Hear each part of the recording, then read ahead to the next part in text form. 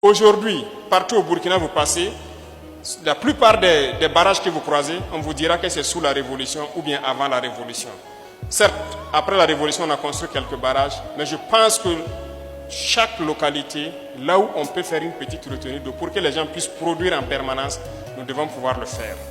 Quant aux spéculations, vous êtes d'accord avec moi que l'idée qu'on nous servait avant pour dire telle ou telle spéculation agricole ne marche pas au Burkina Faso, tout est erroné, c'est faux.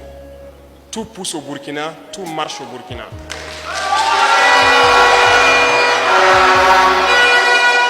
Vous devez vous engager dès à présent. Nous entamons le mois de mai, débrousser, préparez vos champs. Nous allons vous accompagner autant qu'on peut. Il faut que cette année, nous produisons au maximum. Et nous comptons sur vous qui avez pu combattre, vous qui avez tout fait pour libérer cette zone de livres terroristes. Il faut que nous puissions produire au maximum.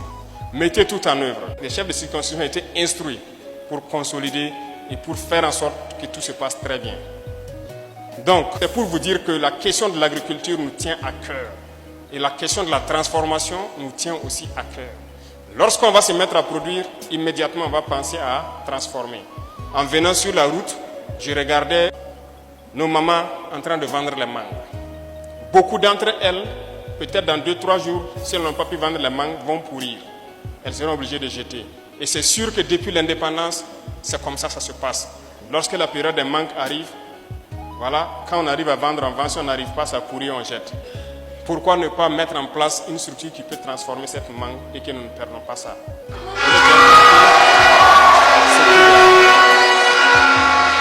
C'est pour dire que lorsque nous parcourons nos différentes villes, nous voyons les réalités des populations. Et ça doit nous amener à changer de mentalité.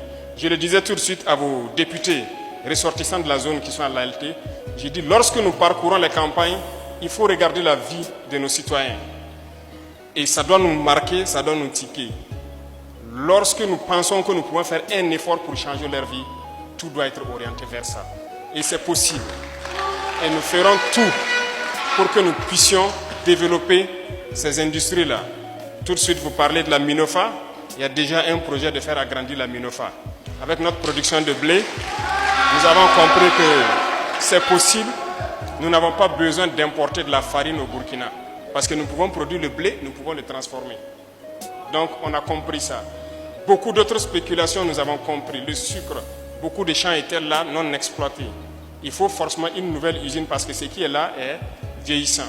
Nous sommes aussi lancés sur cette structure que nous devons créer pour avoir une nouvelle usine, pour avoir une grande capacité.